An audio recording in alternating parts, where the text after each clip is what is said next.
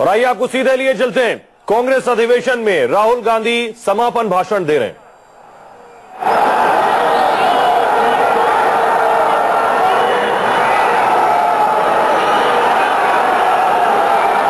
नमस्कार, कैसे हैं आप सब?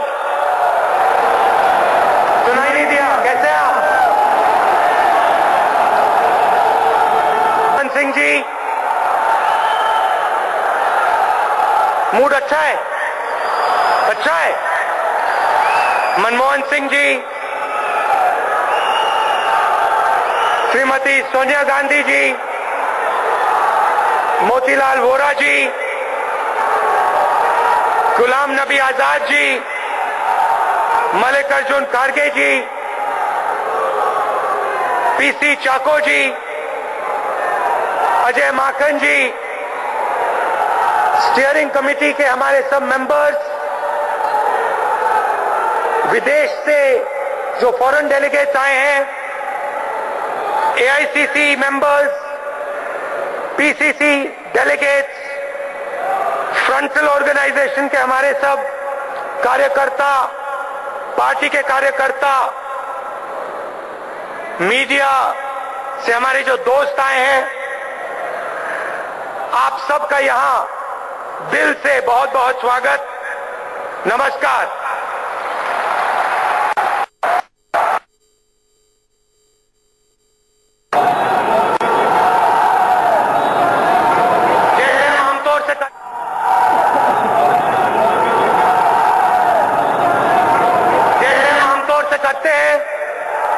प्लेनरी में आधा मेरा भाषण मैं अंग्रेजी में करूंगा। जो साउथ इंडिया से लोग आए हैं उनके लिए, और फिर आधा भाषण मैं हिंदी में करूंगा।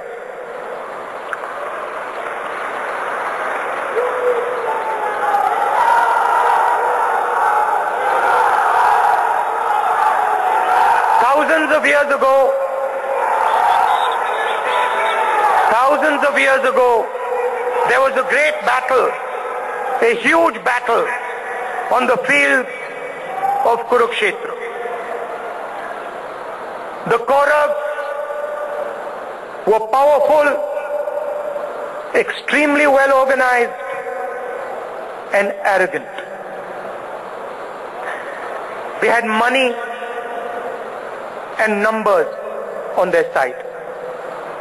They fought a small army led by the Pandavas.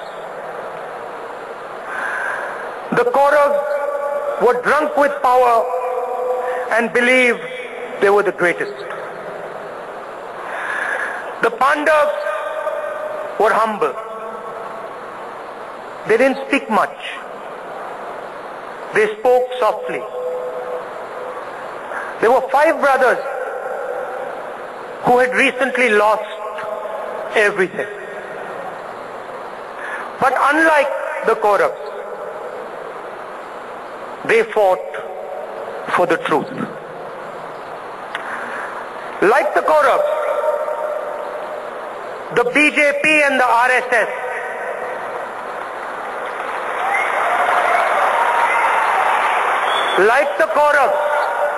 the BJP and the RSS are designed to fight for power. Like the Pandavas, the Congress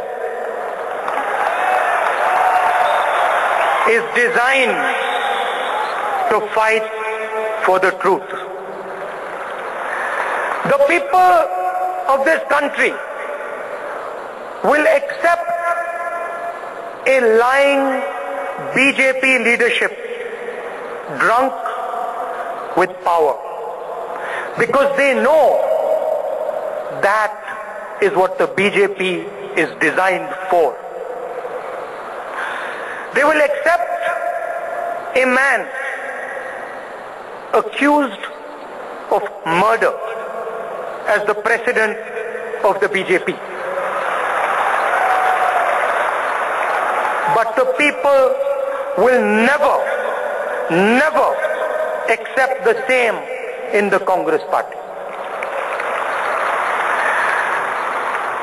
because they understand deeply, गहराई से समझते हैं कि ये जो कांग्रेस पार्टी का संगठन है, ये सच्चाई का संगठन है। India expects much more from the Congress because it holds us, the Congress party, to a higher standard than any other political organization in this country.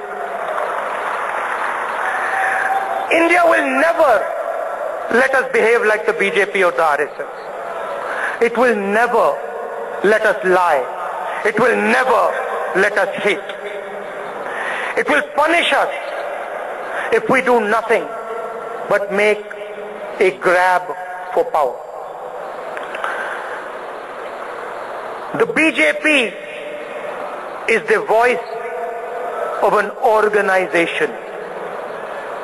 Friends, the Congress is the voice of a nation.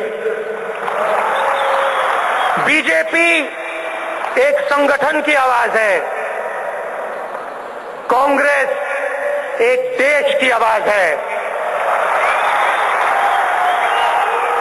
Gandhi ji spent 15 years in jail and died for India. But India must never forget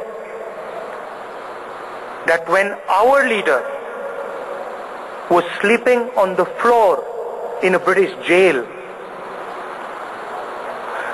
their leader, Mr. Savarkar, was writing a letter begging the British for mercy.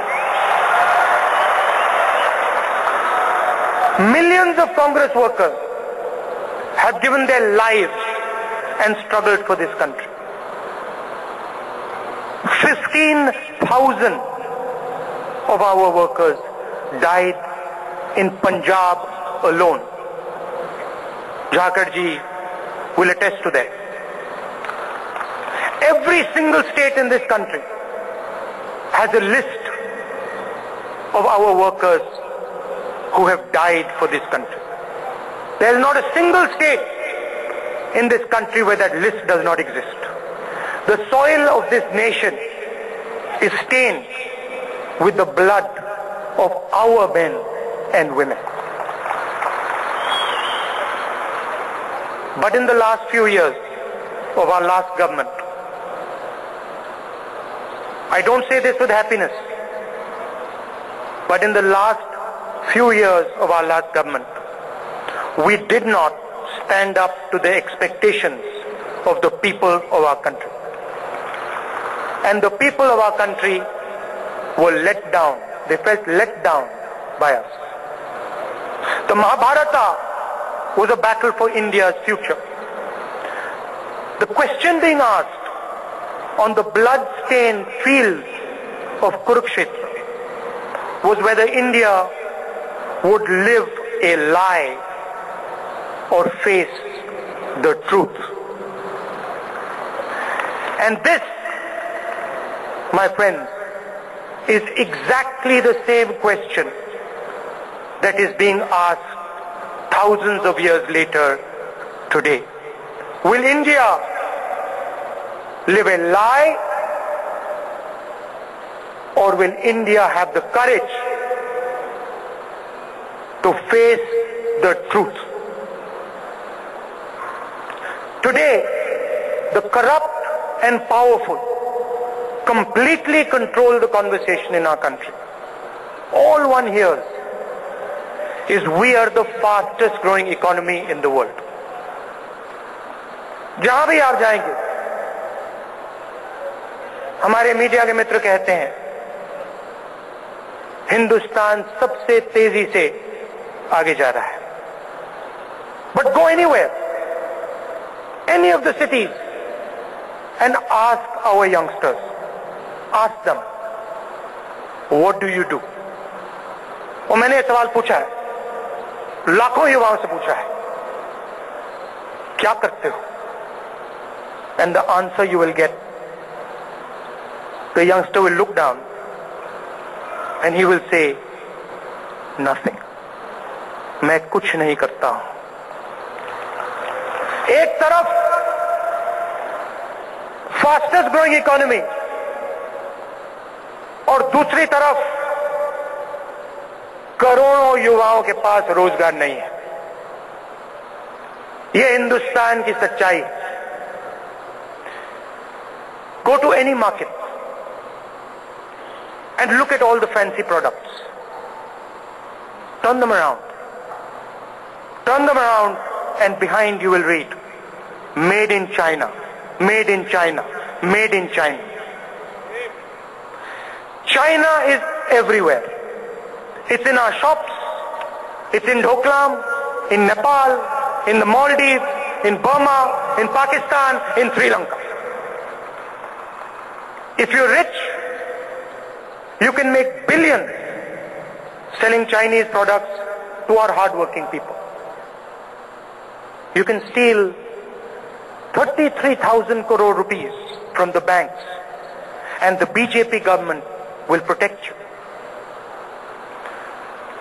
The finance minister will go silent because he and his daughter work for crony capitalists.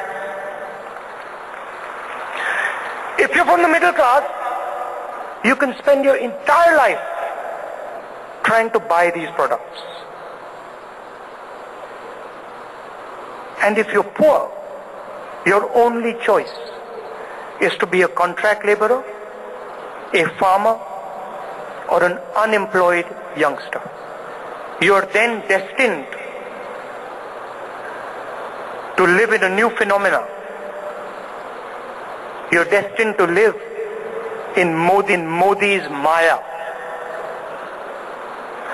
An imaginary world, अच्छे दिन, Swachh Bharat, and 15 lakh rupees in your bank account. You will starve, and they will look at you straight in the eye and tell you, wait for your 15 lakh rupees. They will say to you that the pain in your stomach, the hungry pain in your stomach, is your imagination. Instead of making India face its truth, the Prime Minister diverts our attention. He jumps from one event to another. Surgical strikes to demonetization, Gabbar Singh tax to a fancy yoga parade in front of Parliament. चलो योगा करते हैं।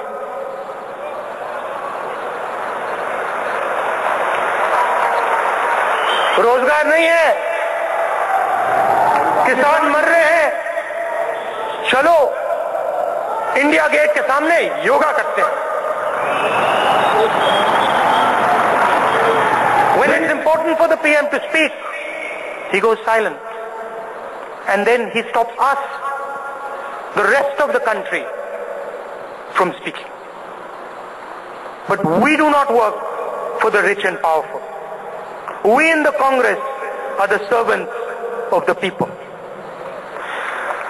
No one, no matter how powerful, can silence us, can silence the Congress party from seeking justice for the people of India.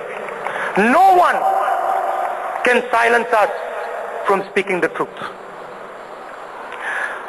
For thousands of years, the ideas the RSS defends have crushed our people. It was these very ideas that made Ambedkar ji go thirsty on his bullock cart ride to Koregaon. The ideas that the RSS defends ensured that a touchable person had to open the tap for him in school so he could drink water. It is the same ideas that the RSS defends that forced Ambedkar ji's elder sister to cut his hair for him because no one else would. It is the ideas that they defend that still ensure that millions of our artisans, our potters, our carpenters, our barbers, our tailors never get the two fruits of their labor.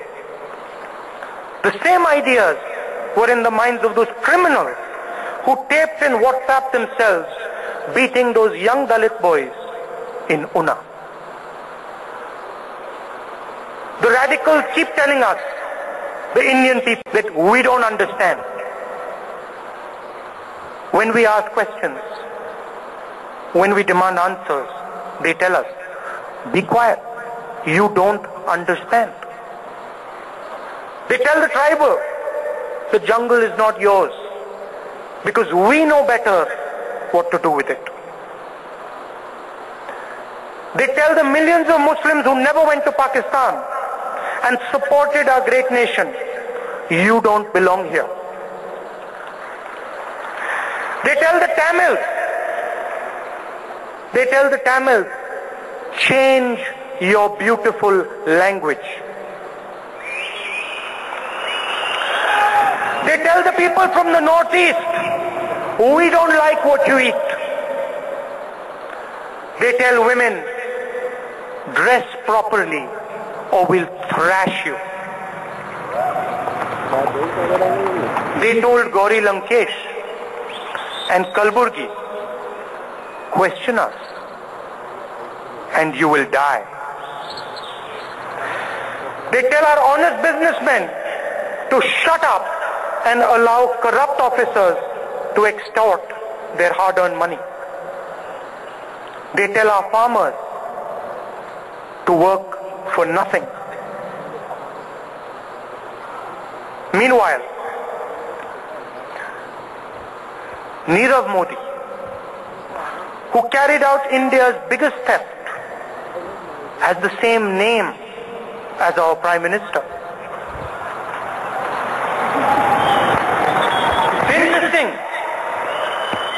It's an interesting fact. There's more. The most corrupt man in cricket also shares the same name with our Prime Minister. So what does Modi actually mean? What does Modi actually mean? The name Modi symbolizes the collusion between India's biggest crony capitalist and the Prime Minister of India. Modi gives Modi 30,000 crores of your money, and in turn Modi gives Modi money for marketing Modi and winning elections.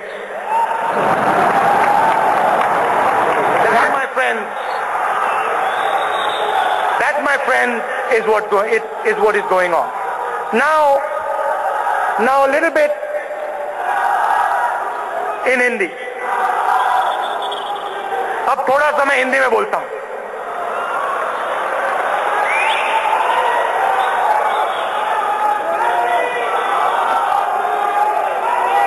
Gujarat का चुनाव हुआ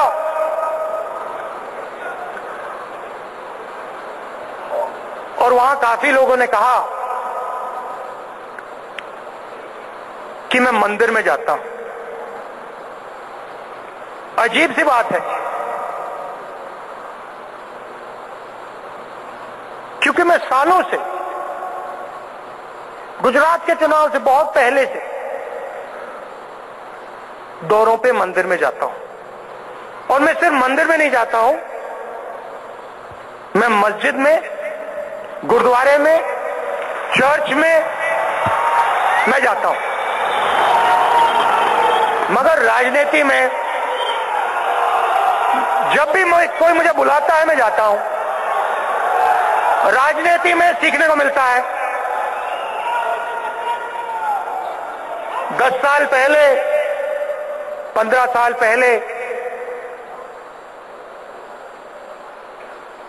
34 साल की उम्र थी, राजनीति में आया और जैसे बहुत सारे युवा हैं, सीखने को मिलता है.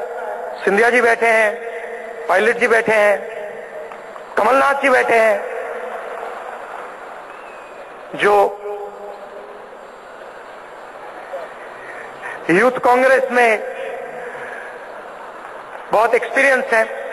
सीखने को मिलता है.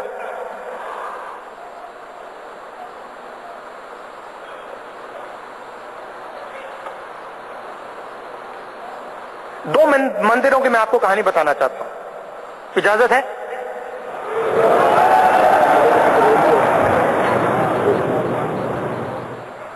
टूअर्स पे एक कांग्रेस का पुजारी, दूसरा बीजेपी का पुजारी। मतलब फर्क क्या होता है? मैं सीखा इससे, तो मैं आपको भी बताना चाहता हूं।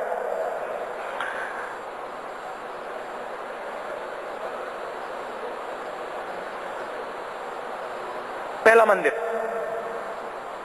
अंदर गया, शिव का मंदिर था, पूजा हो रही थी, पंडित जी बैठे थे। पूजा खत्म हुई, अलग अलग चीजें की। सवाल पूछने की आदत है,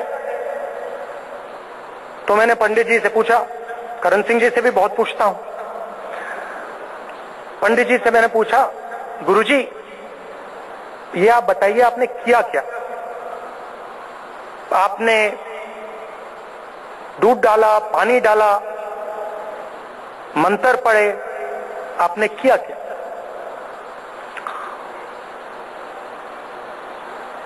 बेटा समझना चाहता है? हाँ गुरुजी। अच्छा ये सिक्योरिटी वाले हैं, इनको परे कर, मैं बताता हूं। परे किया। अच्छा इधर आ, खड़ा हो जा, पीछे दीवार होती है मंदिर के पीछे, उस पे खड़ा हो गया। कहता है मत्था लगा, तो मैंने ऐसे मत्था लगा। फिर कहता है अब अच्छी तरह बात सुन। पहली बात, मैं यहां का नहीं हूं, मैं कश्मीर का हूं। इन लोगों को बताइए मत।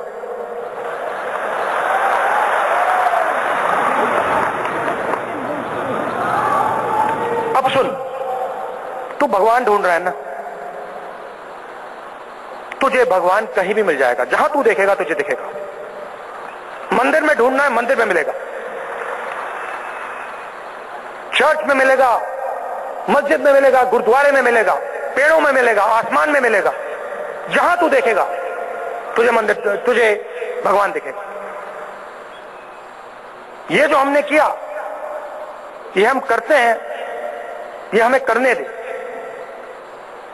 मगर तू अगर भगवान ढूंढ रहा है, जहां भी तू देखेगा तुझे दिखेगा। धन्यवाद गुरुजी, बहुत अच्छी बात कही, मैं चला गया।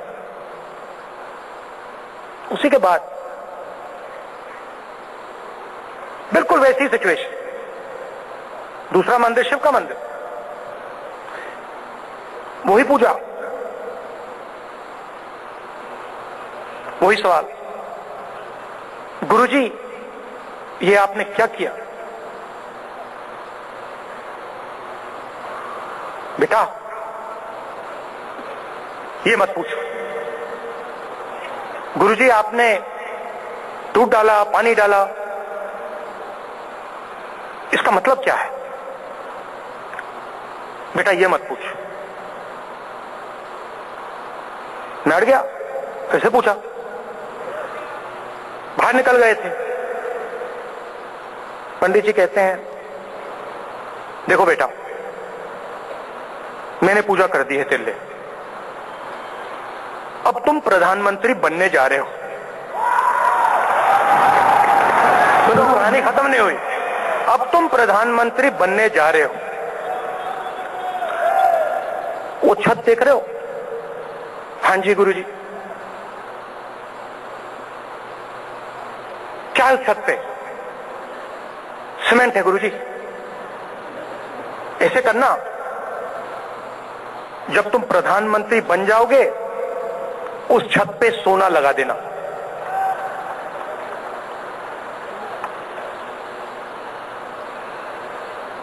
मतलब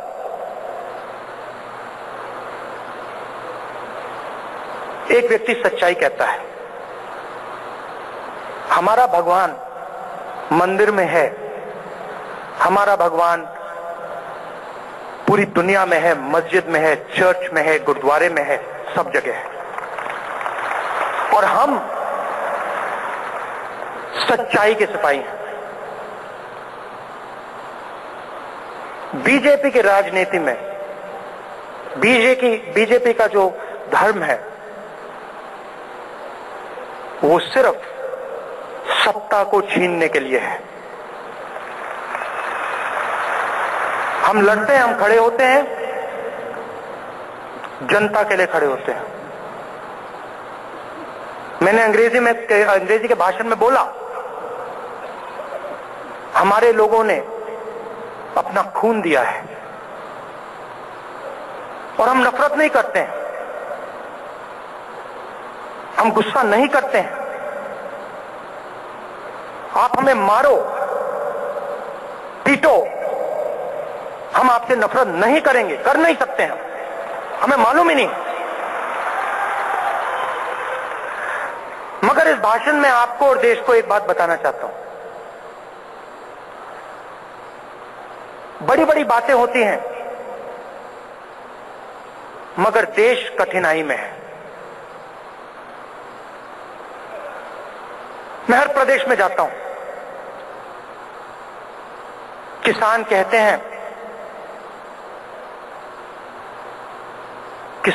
हैं कि हम जी नहीं सकते हैं।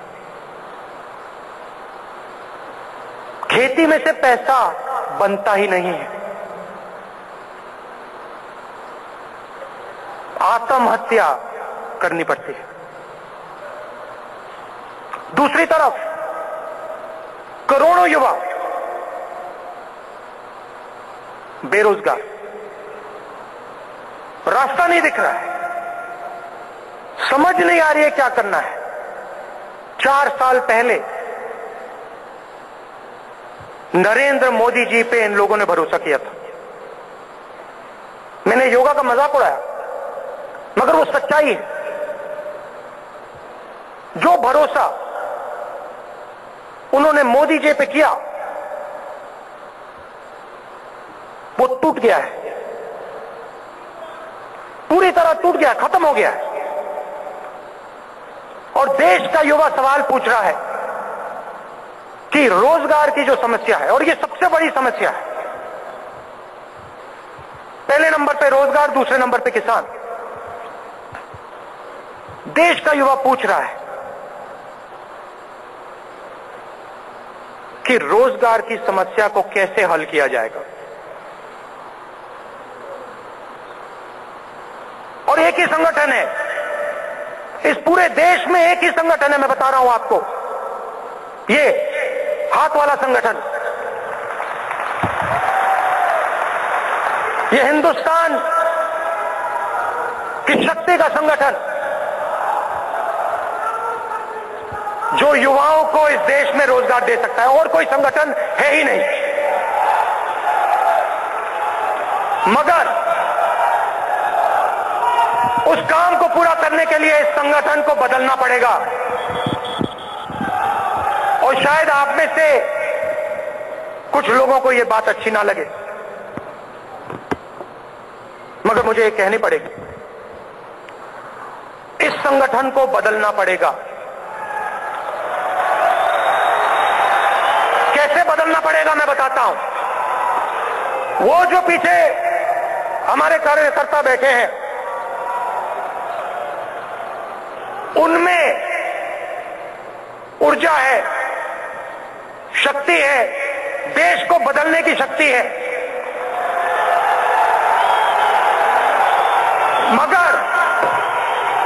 मगर उनके बीच में और हमारे नेताओं के बीच में एक दीवार खड़ी है।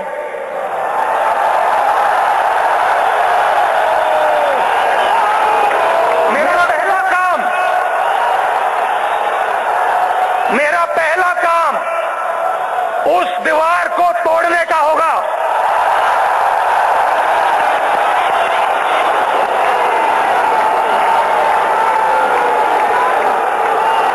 गुस्से से नहीं, प्यार से। और जो हमारे सीनियर नेता हैं, उनकी इज्जत रखकर, उनसे प्यार कर कर हम ये दीवार तोड़ेंगे।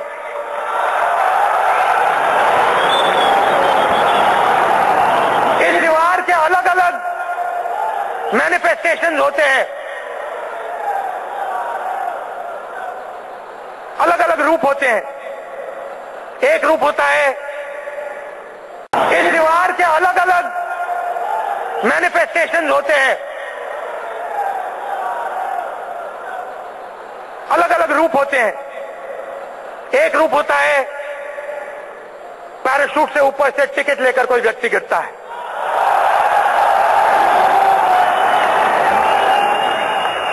दूसरा रूप होता है 10-15 साल कार्यकर्ता खून पसीना देता है और फिर टिकट से पहले उसको कहा जाता है, भैया तुम कार्यकर्ता हो, तुम्हारे पास पैसा नहीं है, तुम्हें टिकट नहीं मिलेगा।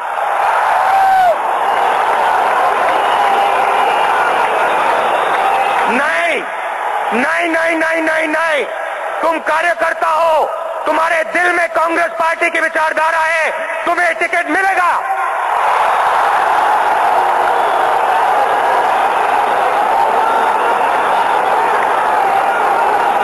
और गुजरात में हमने छोटा सा उदाहरण दिया, बड़ा नहीं, छोटा सा। कांग्रेस पार्टी के कार्यकर्ताओं को टिकट दिया और देखा आपने, नतीजा देखा, मोदी जी सी प्लेन में उड़ते हुए दिखाई दिए थे। जिस दिन कांग्रेस पार्टी के कार्यकर्ता को हमने सचमुच में शक्ति दे दी, सी प्लेन छोड़ो, सबमरीन में दिखाई देंगे।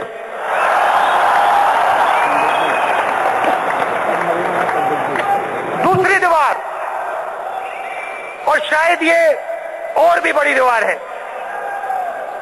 मगर ये जो पहली दीवार है, इसको तोड़े बिना वो दूसरी दीवार नहीं तोड़ी जा सकती। वो दूसरी दीवार है हिंदुस्तान के युवाओं और राजनीतिक सिस्टम के बीच में दीवार। आज युवा देखता है, 4 साल पहले हिंदुस्तान के युवा ने सोचा मोदी जी को मैं प्रधानमंत्री बनाऊंगा और मिलकर मोदी जी के साथ हिंदुस्तान को बदलने का काम करूंगा। पता लगा मोदी जी की गाड़ी को धकेला, गाड़ी स्टार्ट हुई, युवा देखते रह गए। एक तरफ नीरव मोदी बैठा, दूसरी तरफ ललित मोदी, और गई गाड़ी। और युवा देखता रह गया, ये हुआ क्या भैया? मैंने तो बदलाव की बात की, मैंने गाड़ी को धकेला। एक तरफ राफेल हवाई जहाज,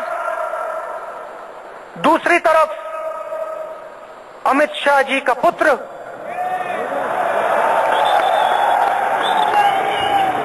और मोदी जी हाई स्पीड गाड़ी में फटाक से गए अमेरिका। 2 दीवार तोड़नी है। और मैं हिंदुस्तान के युवाओं से कहना चाहता हूं,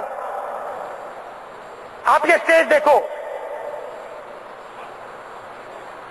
बाकी सब राजनीतिक संगठनों की ऐसी मीटिंग आप देख लो, आपको किसी भी मीटिंग में ऐसा खाली स्टेज नहीं दिखाई देगा।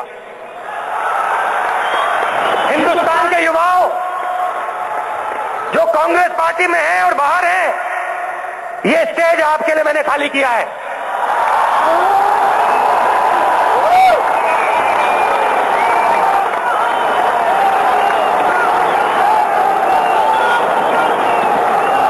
ये आपके लिए किया है मैंने खाली। और बात समझ लो, अगर हिंदुस्तान को बदलना है तो हर जात के, हर धर्म के लड़कों को, लड़कियों को समझना पड़ेगा। आप ही बदल सकते हो और कोई नहीं बदल सकता है। ना नरेंद्र मोदी बदल सकता है,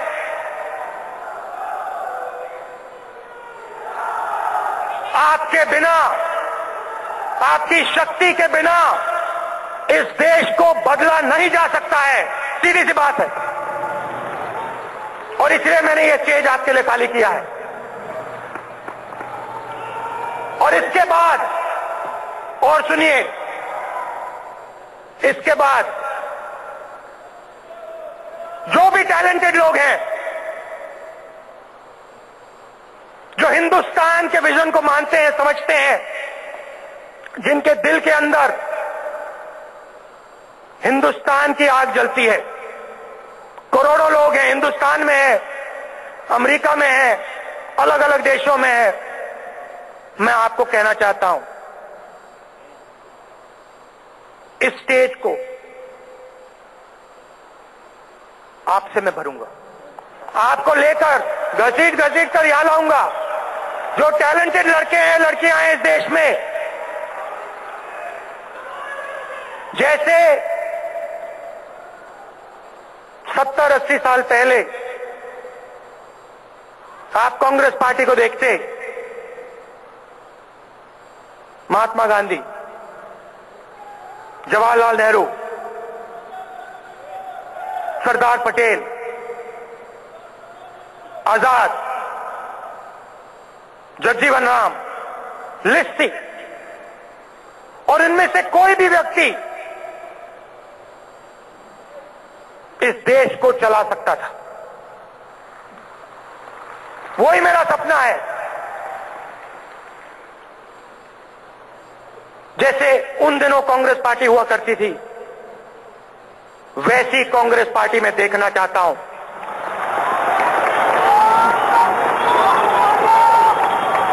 सीनियर नेता हैं, आपकी जगह है। कांग्रेस पार्टी में युवा हैं, आपकी जगह है। और कांग्रेस पार्टी के बाहर करोड़ों युवा हैं, आपकी भी जगह है। मिलकर क्या करना है मैं आपको बता देता हूं, और कैसे करेंगे। 2-3 चीजें हैं। दुनिया में आज 2 विजन दिखाई दे रहे हैं। एक अमेरिका का विजन, एक चाइना का विजन। मैं चाहता हूं 10 साल के अंदर बीच में एक इंडिया का विजन भी दिखाई दे जाए, कि पूरी दुनिया के है, हाँ भैया ये तरीका है, ये तरीका है, मगर सबसे अच्छा तरीका ये तरीका है, बीच वाला, भाईचारे का, अहिंसा का, प्यार का। करने के लिए युवाओं को रोजगार। सीधी सी बात है, चाइना के साथ कंपटीशन है। 30,000 24 घंटे में रोजगार देते हैं। प्यार से मुकाबला करना है, दुश्मनी से नहीं, नफरत से नहीं, मगर प्यार से। रोजगार कैसे आएगा? हर डिस्ट्रिक्ट में कोई ना कोई चीज बनती है। यूपी को देख लीजिए, कानपुर, मिर्जापुर, मुरादाबाद, लखनऊ, कोई भी डिस्ट्रिक्ट देख लीजिए, शिवकाशी,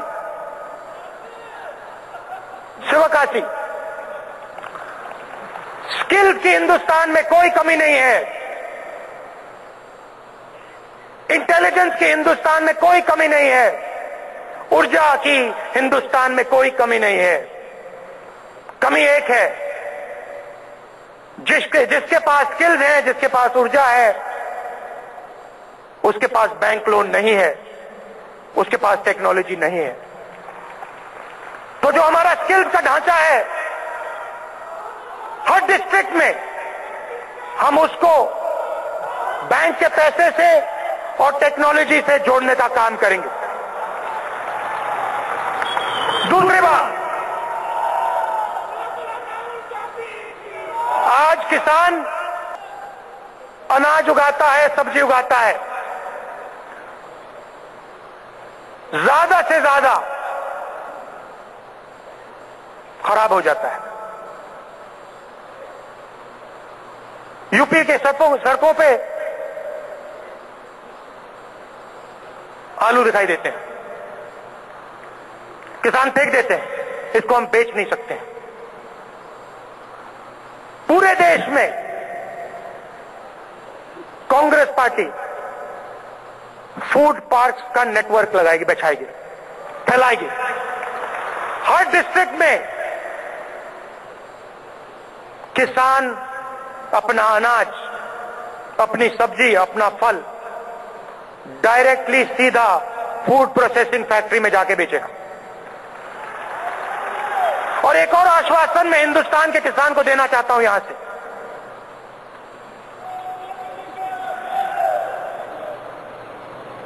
आपने इस देश को बनाया है,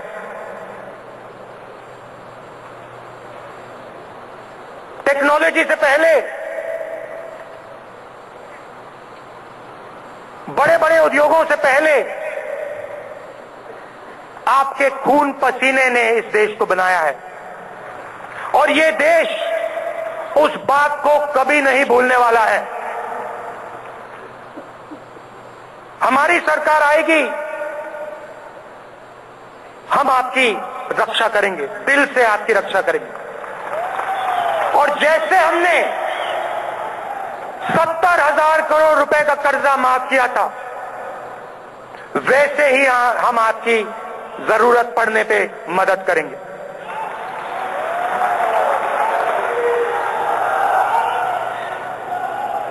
कांग्रेस पार्टी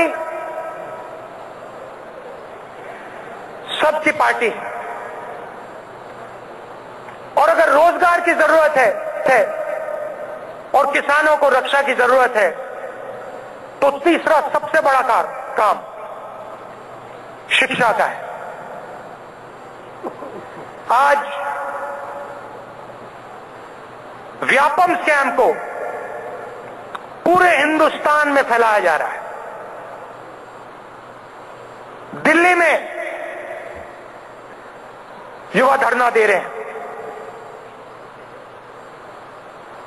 क्वेश्चन पेपर बिकता है और एक नई जात बन रही है। वे लोग जो क्वेश्चन पेपर को खरीदकर एग्जाम पास करते हैं, और ये पूरे देश में आस्ते आस्ते फैल रहा है। शिक्षा सिर्फ एलीट क्लास की नहीं होती, शिक्षा का हक हर युवा का हक है, हर जात का, हर धर्म का हक है। आजकल आईआईटी है, आईआईएम है, मगर बहुत कम है। कांग्रेस पार्टी की सरकार आएगी तो हायर एजुकेशन का जो सिस्टम है उसको हम देश के कोने कोने में फैला देंगे, और लाखों करोड़ लोगों को जिस प्रकार की शिक्षा आईआईटी में और आईआईएम में मिलती है, वैसी शिक्षा देने की कोशिश कांग्रेस पार्टी करके दिखाएगी।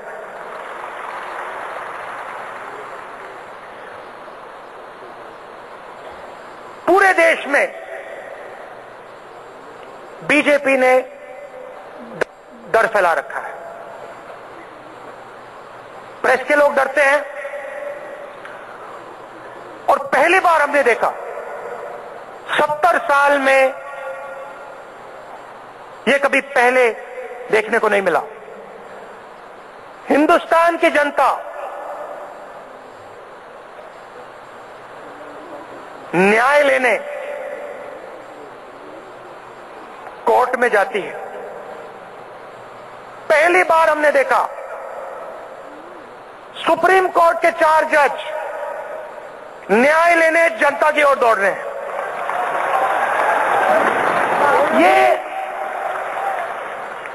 आरएसएस के संगठन का काम है। कांग्रेस पार्टी और आरएसएस में एक बहुत बड़ा फर्क है। हम हिंदुस्तान के इंस्टीट्यूशंस की इज्जत करते हैं, वो हिंदुस्तान के इंस्टीट्यूशंस को खत्म करना चाहते हैं। वो सिर्फ एक इंस्टीट्यूशन चाहते हैं, आरएसएस,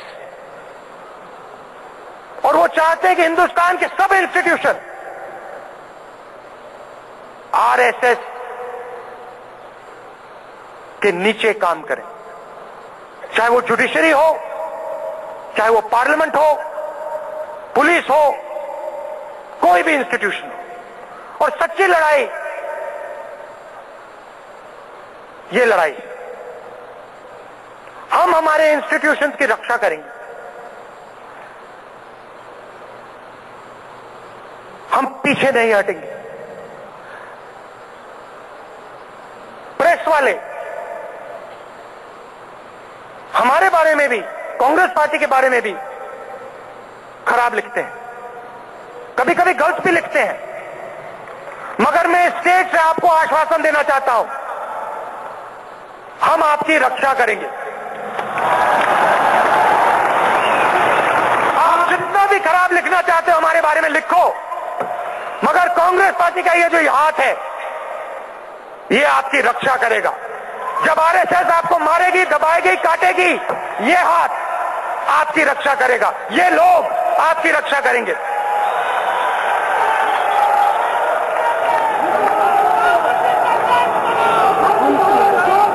दो विचारधाराओं की लड़ाई है, दो विचारधाराओं की लड़ाई है,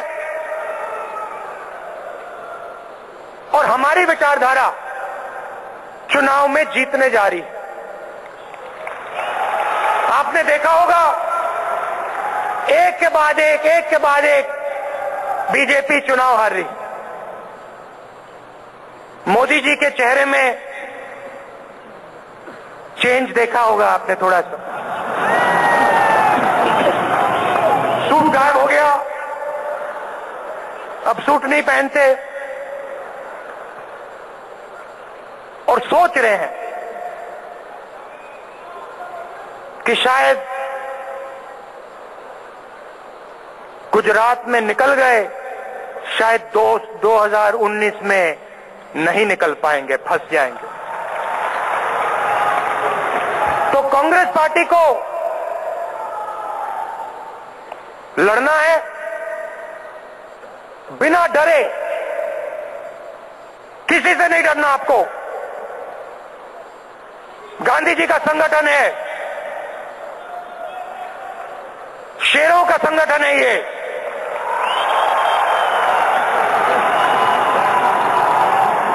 किसी से नहीं डरेंगे हम, सच्चाई की लड़ाई लड़ेंगे, हिंसा नहीं फैलाएंगे। ये जो दो दीवारें हैं इनको तोड़ेंगे और एक बार फिर हमारे प्यारे देश को रास्ता दिखाएंगे।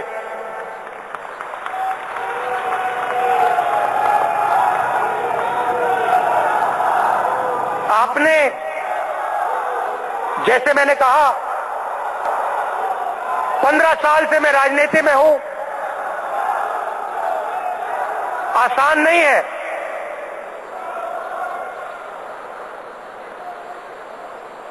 झटके पड़ते हैं, ठोकर पड़ती है, चोट लगती है, और मैं समझता हूं मुझे भी लगती है, आपको भी लगती है,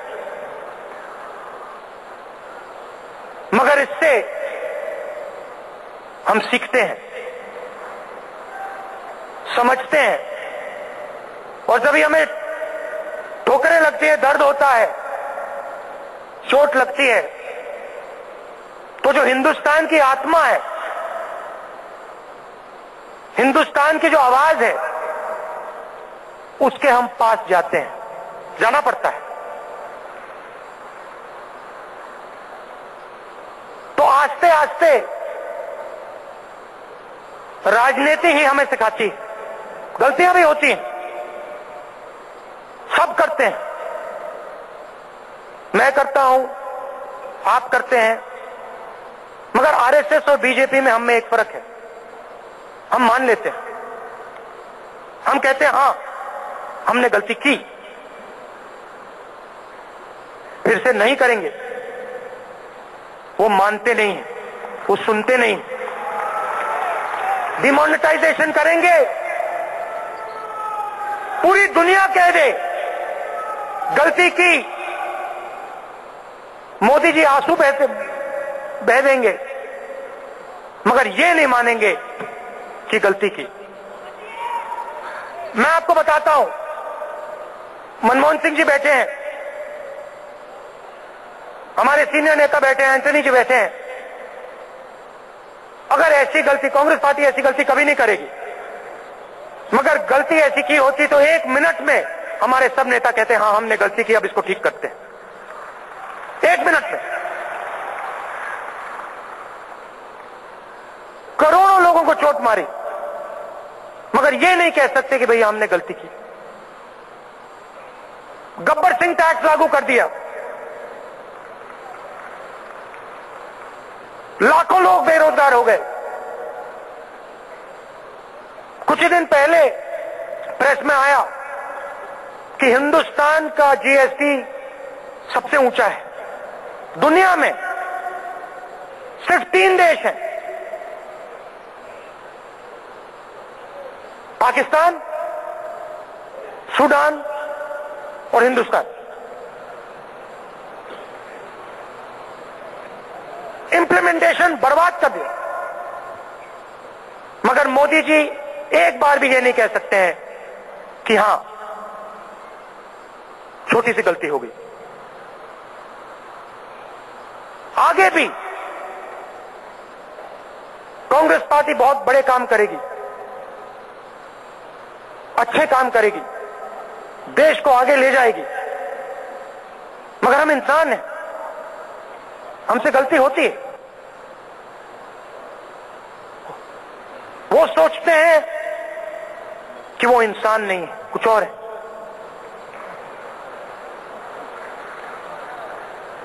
शायद मोदी जी सोचते हैं कि वो भगवान के अवतार है।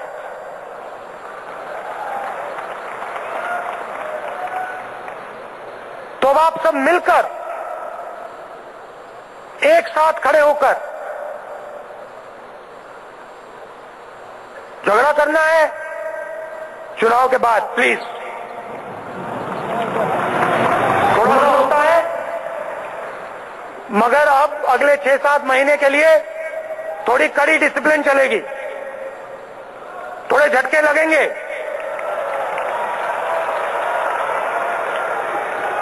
तो थोड़ा प्यार से मिलकर एक साथ लड़ेंगे और कांग्रेस पार्टी का वर्कर 2019 में हिंदुस्तान को दिखाएगा कांग्रेस पार्टी चुनाव कैसे लड़ती है और कैसे चुनाव जीतती है।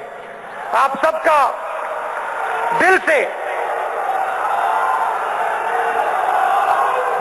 बहुत बहुत धन्यवाद। नमस्कार, जय हिंद।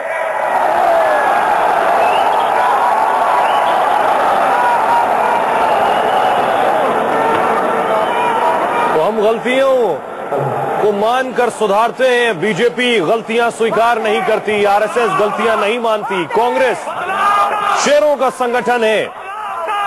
2019 में फंस जाएंगे मोदी, 2019 नहीं निकाल पाएंगे। संघ देश की संस्थाओं को बर्बाद कर रही है, सुप्रीम कोर्ट के जज न्याय मांग रहे हैं, नए लोगों को मौका देंगे और जोड़ेंगे, पैराशूट नेताओं को टिकट नहीं देंगे। आरएसएस के आइडिया ने हमें मारा, आरएसएस का आइडिया छुआछूत बढ़ाता है, आदिवासियों को कहते हैं जंगल तुम्हारे नहीं है, मुसलमानों को कहते हैं पाकिस्तान जाओ। और ये तस्वीरें हम आपको दिखा रहे हैं मंच पर कांग्रेस अध्यक्ष राहुल गांधी, जो अभी कार्यकर्ताओं को संबोधित कर रहे थे इंदिरा गांधी इंडोर स्टेडियम में। ये कांग्रेस का महाधिवेशन, जो कि राहुल गांधी की अध्यक्षता में पहला अधिवेशन। वक्त है बदलाव का। राहुल गांधी ने अपने संबोधन में अनुरोध करता हूं, सरकार को टारगेट किया, प्रधानमंत्री मोदी को टारगेट किया, आरएसएस पर निशाना साधा और भाषण की शुरुआत उन्होंने कुरुक्षेत्र से की। बीजेपी की तुलना कौरवों से और कांग्रेस की तुलना पांडवों से की। आरएसएस संवैधानिक संस्थाओं को खत्म करना चाहता है। स्टीयरिंग कमेटी के सभी सम्मानित सदस्य, उसके बाद प्रदेश कांग्रेस कमेटी के अध्यक्ष और उसके पश्चात कांग्रेस विधायक दल के नेताओं को मंच पर आना होगा।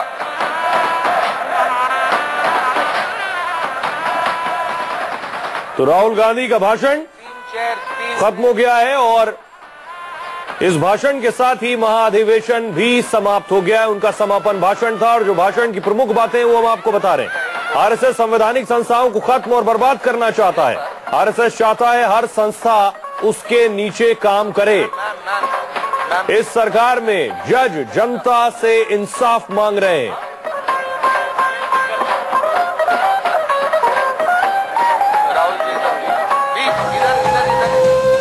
हम नोटबंदी जैसी गलती करते हैं तो मान लेते हैं, बड़ा प्रहार डिमोनेटाइजेशन पर किया,